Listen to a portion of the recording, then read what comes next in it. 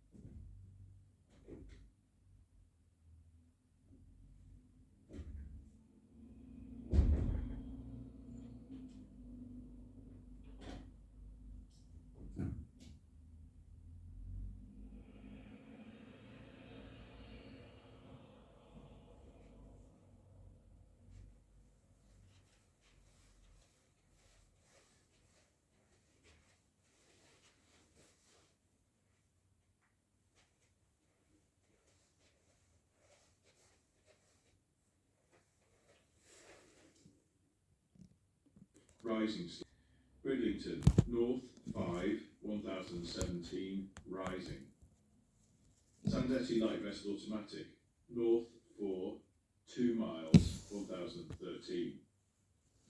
Greenwich Light Vessel Automatic, 5 miles, 1014.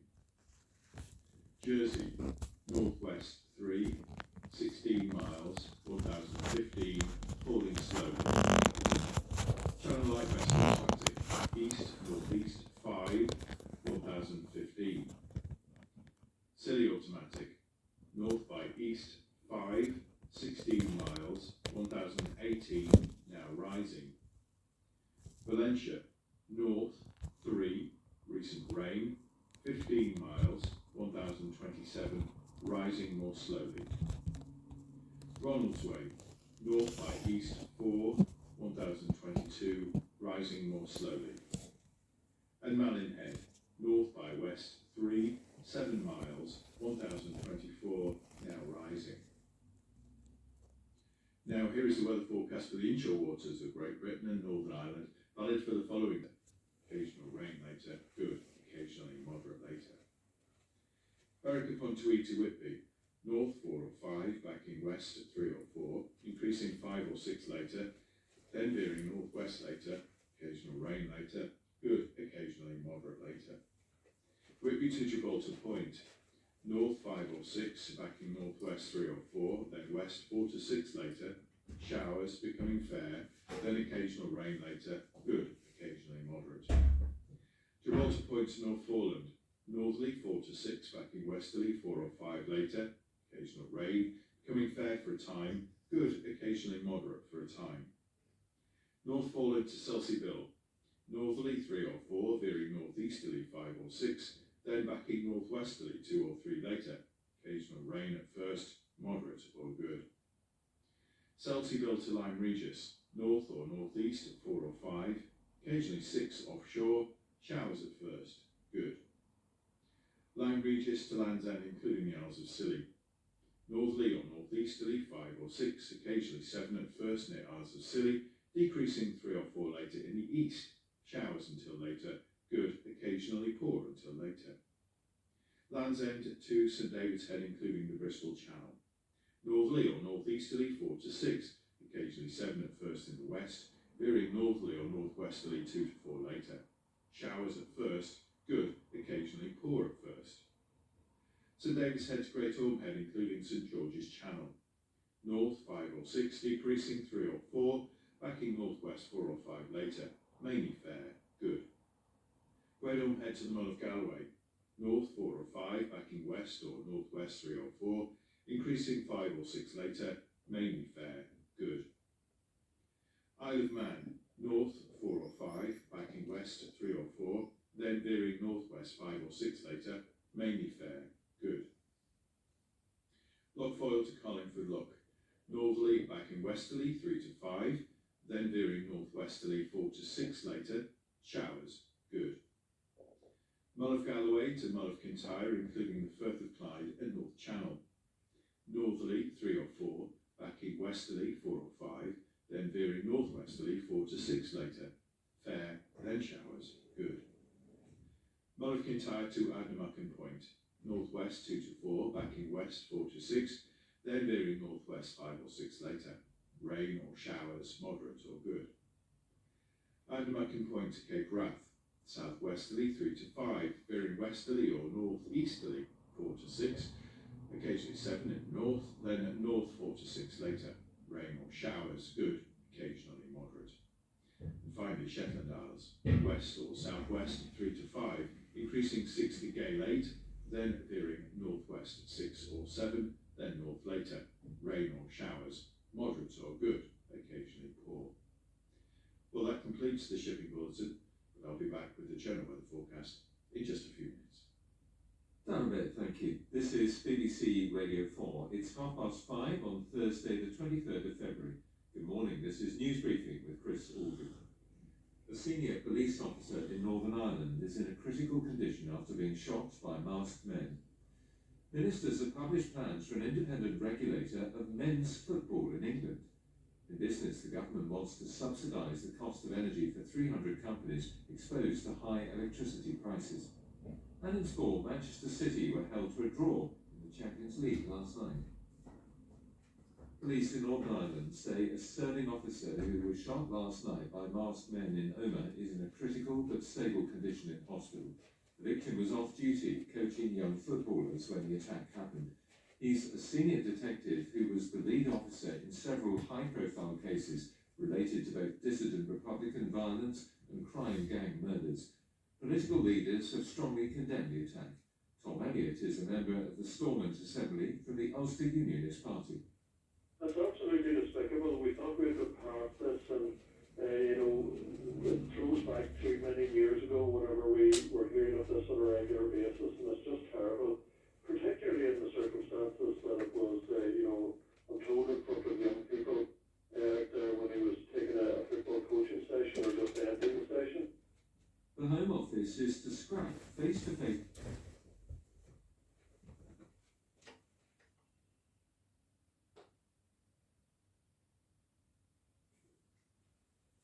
Libya, who applied before last July, will now be asked to fill in a 10-page questionnaire which will be used to assess their claim. The Home Office says applicants from the 5 countries already have 95% of their asylum claims accepted.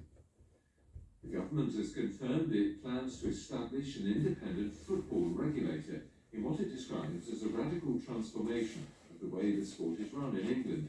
The new body will be tasked with preventing financial failings seen at a number of clubs, including Bury and Macclesfield. And human rights consequences, and the impact is being felt far beyond Ukraine.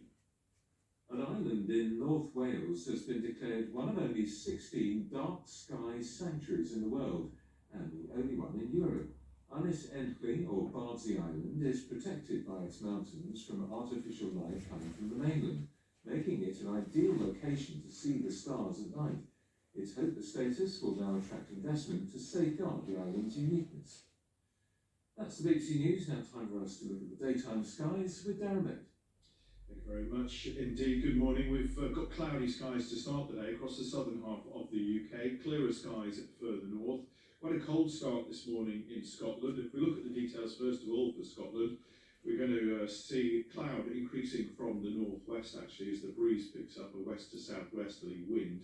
That will blow more cloud in from the northwest during this morning. Some southern and eastern parts of Scotland hanging on to the sunshine through the morning, but even these areas will cloud over in the afternoon. Now the cloud will bring some rain, mainly for northern Scotland during the afternoon, which will turn heavier I think in the Highlands later on in the day. And by then in northern Scotland we'll have some strong winds. Across Northern Ireland, a chilly start. We're going to see some sunshine this morning, a bit more cloud during the afternoon perhaps, but it should stay dry here, not as windy as in Scotland. And across England and Wales, well, we start with a lot of cloud across Wales, the Midlands, southern England. There may even be 1 or 2 showers running into some North Sea coast further north as well. But underneath the cloud, we've got some patchy light rain for the most part. That rain and cloud will push its way southwards. The rain dying out this afternoon, but cloud lingering in southern parts of England. We should see the sunshine through much of the day across northern England, sunshine coming out in Wales and the Midlands during the morning, and then during the afternoon across East Anglia. Temperature-wise today, 7 to 9 degrees, but as we head into tonight, there could be an early frost across southern areas before that cloud continues to move its way southwards. 25 to 6, thanks Darren. We'll look at the newspapers now, and a number lead with the government's plan to reduce the asylum backlog by scrapping interviews for some migrants in Afghanistan, Eritrea, Syria, Yemen and Libya. The Daily Mail says the fast lane has been dubbed an amnesty in Albert name, and warns it's been told by a senior source that the change would encourage other people from the 5 countries to come to the UK. The Conservative... Do you do it with like a brush, like a proper brush? No, they hold it in their hands. Look, I call him love you lot. And then his company has both. You've got the husband. I have got a husband. He's 83, but he's not half so lively as me. I'm always up and about, and he likes his bed, he likes to go to bed good time. Yeah. And the robot will be a bit livelier, wouldn't he? He's a younger model. Vera, lovely having you on as always. Thank you so much. Ethel's in Derby. Ethel, good morning. Oh, good morning, Jason. Hello, Ethel. Definitely what I would call my robot. What? Oh, Big Jack. Big Jack. Because he does everything to tweak it. Being busy in paradise, like, he could come and take me out any time. He's absolutely